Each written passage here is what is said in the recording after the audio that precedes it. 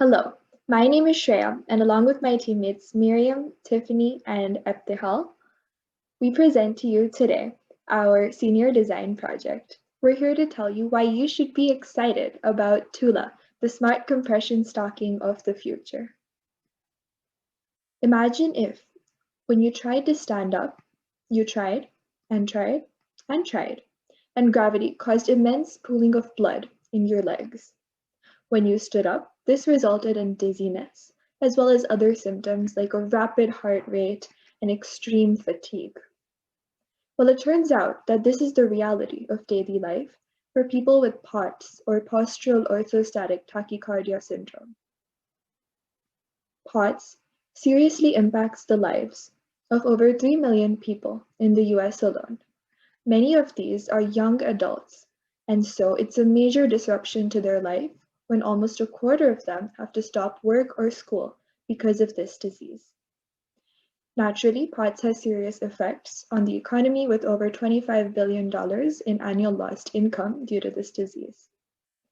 Unfortunately, because of COVID-19, the prevalence of POTS is rapidly increasing from 3 million to about 35 million because many long-haul COVID patients and post-COVID patients are developing POTS. We present our solution, Tula, a smart clothing platform to manage POTS in daily life. So what exactly is Tula? Well, Tula consists of a smartwatch, an app, and a stocking. All of them interface with each other in order to predict and prevent POTS attacks. We have an interface with commercially available smartwatches that will monitor heart rate in real time to alert the user of a predicted POTS attack based on this heart rate, and then guide them through a compression change, which is done by the dynamic compression stocking to prevent that pooling of blood and stop fainting. Now I'll pass it to Miriam to talk about the design process. Current compression mechanisms do not meet all user needs. They do not provide adjustable compression. They do not provide sensing-based changes for compression based off things such as heart rate and position. They are not portable, and they do not alert users of possible POTS attacks. Tula does all of this.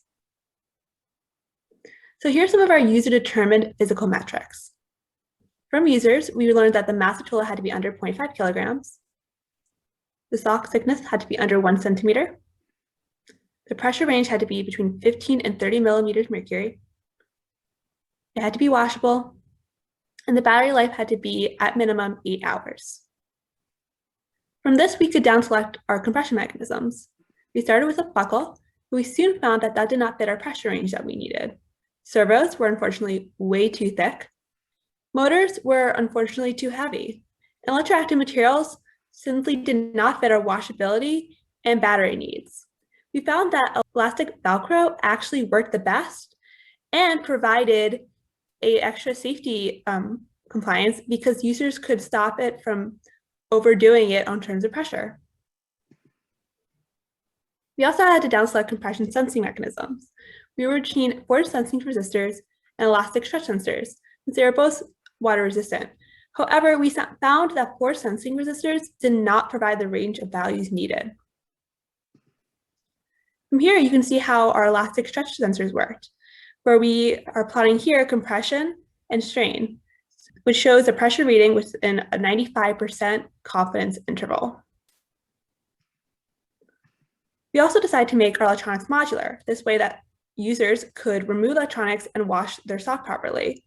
Here you can see one of our team members removing and attaching our elastic stretch sensors, which connect to a Raspberry Pi, which is a microcontroller, which you can't see, but it's at the very top of the sock. Now I'm going to pass it off to Ebtihal, who's going to talk about our software components. So Tula has multiple software components. First, for sensing, we have a pressure sensor that we're using with a Raspberry Pi mini computer and a program written in Python. Similarly, for heart rate, we have a smartwatch used with a Tizen application that can be downloaded in the smartwatch to collect heart rate and send it to our backend server. Once we have all the data sent to the server, our Android application uses API calls to get this data and display it to the user on the application. We're also using a cloud-hosted database called Firebase to store all the user's information. If there's a spike in the user's heart rate, or if the compression exceeds a specific threshold, then we send the user alerts to adjust their compression. This is our software development process. So first we start with a React Native application used with the Google Fit REST API. Even though we managed to get heart rate using this API, it was not in real time. Then we tried to switch to another API, which is the Google Fit Sensor API used with an Android application. However, this sensor API did not connect to our watch and we could not get the data. Finally, we ended up using our Android application with a Tizen application on the smartwatch that collects heart rate and sends it to the server every 60 seconds. This is a demo of our Tula mobile application. When the user opens the app, they are prompted to log in using their email and password, or they have the option to create a new account. Once they're logged in, we redirect the user to the home page. First, we're going to look at the Check My Heart Rate feature. The screen displays the user's current heart rate, and it also shows the real-time changes in heart rate that's obtained from the smartwatch. We also show this chance of a POTS attack, and if the user wants to know more about how this percentage was calculated, we have a screen explaining what each percentage means. Now we're going to look at the Check My Pressure feature. We show the real-time retrieval of pressure from each of the 5 bands on the sock. You can see the compression change in the second band as Tiffany is tightening it. When it exceeds a specific threshold, the user gets a notification to decrease their compression. As Tiffany starts loosening the compression of the band, the pressure reading goes down and the alert goes away. Lastly, we have the Adjust My Parameters feature, which allows the user to input the circumference of their leg, which accounts for more accurate pressure readings. This ensures that our product works for different leg sizes. Once the user submits their parameters, the app goes back to the home page and the user can log out. Now, Tiffany is going to talk about our prediction algorithm. This is a data set of real-time heart rate over 20 minutes.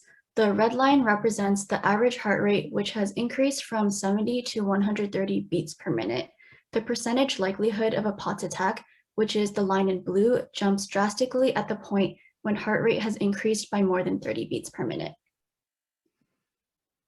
1 unit of our product costs $73 to manufacture, which is quite affordable given that it has an electronics and a real-time system. Most of the cost goes to the compression subassembly and electronics, and less than a quarter goes to assembly pieces and the sock section. Tula has a robust business model. In terms of our go-to-market strategy, our target demographic is young and savvy users who have POTS and are eager to adopt new technologies. Further, there is a strong patient advocacy group for POTS called Dysautonomia International, who can aid us in grassroots marketing. There is also an expanding prevalence of POTS from 3 million to 35 million people in the US because of COVID. In terms of our financials, we plan to retail the stockings for $129 a piece, and we will have a subscription-based model for our mobile application for $4.99 a month. With these numbers and our strong position in the competitor space, we project that we will be profitable by 2023 and have 9% of the market share by 2026. Beyond senior design, we'd like to have a more consumer-focused fabric choice and more professional manufacturing. On the side of electronics, we'd like to make the circuit board more compact and efficient. As for software, we'd like to improve the front-end user interface so that it's more aesthetically pleasing. And lastly, we like to conduct clinical trials to further improve user experience. We'd like to acknowledge a team of mentors and advisors who have helped make our project possible. And this concludes our presentation. We're excited to answer any questions you may have.